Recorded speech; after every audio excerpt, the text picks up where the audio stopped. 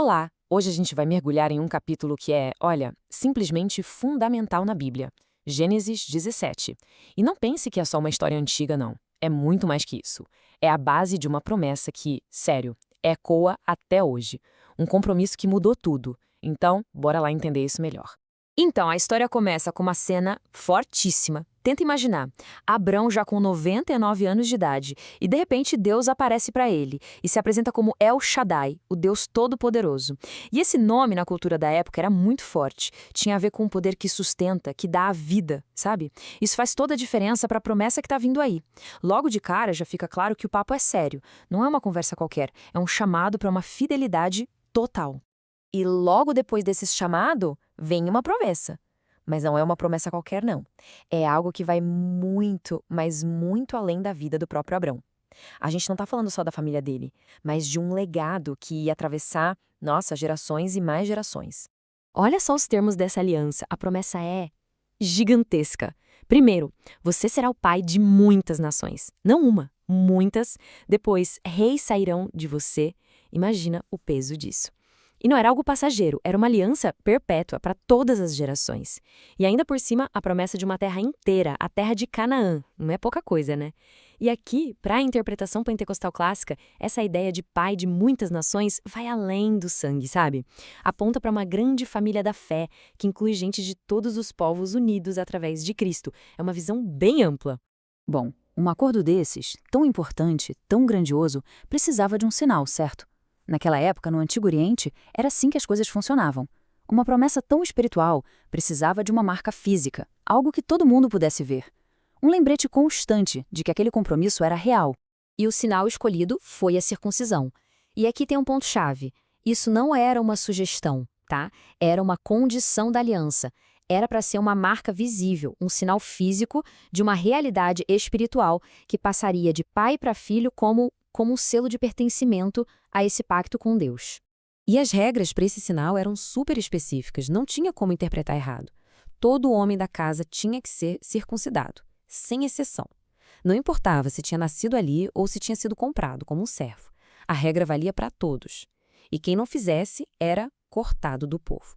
Uma consequência bem séria que só reforça o quanto esse compromisso físico era inegociável. Mas a transformação dessa aliança era tão profunda que não parava no sinal físico. E além, exigia também uma nova identidade. E como se marca uma nova identidade? Com novos nomes.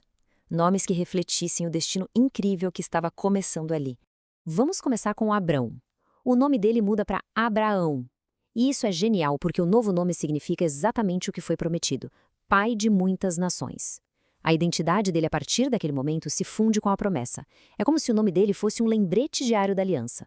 E a mudança não foi só para ele, não. A esposa dele, Sarai, também ganha um novo nome, Sara.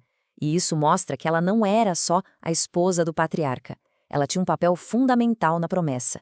Agora, ela seria a mãe de nações, uma peça central em toda essa história. Beleza? Até aqui a gente viu promessas gigantescas de longo prazo, né? Mas agora a conversa fica mais pessoal. E entra num terreno que é, sendo bem sincero, quase impossível de acreditar. É aqui que o negócio aperta. É isso mesmo. Deus vira para Abraão e promete que Sara, a esposa dele, vai ter um filho. Vamos lembrar de um detalhe? Ela não só era estéril, como já tinha passado e muito da idade de ter filhos. Pensa no choque. Essa é aquele tipo de promessa que desafia tudo o que a gente conhece. E só para a gente ter uma ideia clara do cenário, Abraão estava com quase 100 anos. 100 anos! Em qualquer lugar do mundo, em qualquer tempo da história, essa é a idade para ser bisavô, não para ser pai de primeira viagem.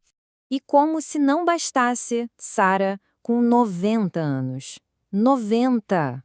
A promessa era um desafio direto às leis da natureza, a tudo o que eles conheciam como possível. E a reação de Abraão? A mais humana possível. Ele não fala nada, mas por dentro ele ri. Ele se joga no chão e ri sozinho, pensando, como assim? É um momento de dúvida tão sincera que a gente consegue se identificar totalmente, né? Uma história de milhares de anos que parece que foi ontem. Mas a resposta de Deus é incrível. Ele não dá bronca no Abraão por duvidar. Pelo contrário, ele confirma a promessa e ainda dá mais detalhes. Diz que o nome do filho vai ser Isaque, que significa ele ri. Olha que coisa. Na visão pentecostal, isso é pura profecia. Deus pega aquela risada de descrença do Abraão e transforma num símbolo da alegria que o milagre traria. E mais, Deus também mostra que entende a preocupação dele com o Ismael, seu primeiro filho, e promete abençoar Ismael também. É uma resposta completa. Bom, e aí que a gente chega no desfecho desse encontro, e o foco muda completamente. A gente sai da dúvida que estava dentro do Abraão e vai para as ações dele. As ações que mostram do que a fé dele era feita de verdade. Repara nessa expressão, naquele mesmo dia. Quer dizer, Deus terminou de falar e Abraão não esperou nenhum minuto. Apesar de ter rido, apesar da dúvida, ele não enrolou. Agiu na hora. Aos 99 anos, ele vai e cumpre a parte dele. E não só ele reúne todo mundo, seu filho Ismael com 13 anos e todos os homens da casa. Todos são circuncidados. A ação dele foi a resposta final, a prova de que ele aceitou a aliança de corpo e alma. E tudo isso deixa a gente com uma pergunta no ar, para pensar mesmo. O que essa atitude do Abraão de agir imediatamente, mesmo tendo duvidado, nos ensina sobre o que é ter fé? Talvez a história de Gênesis 17 esteja mostrando que fé não é nunca duvidar, mas sim ter a coragem de agir, de obedecer, mesmo com a dúvida lá dentro. Uma ideia bem forte, né? Sobre essa relação entre o que a gente crê e o que a gente faz. Bom, por hoje é isso. Valeu por acompanhar essa nossa análise.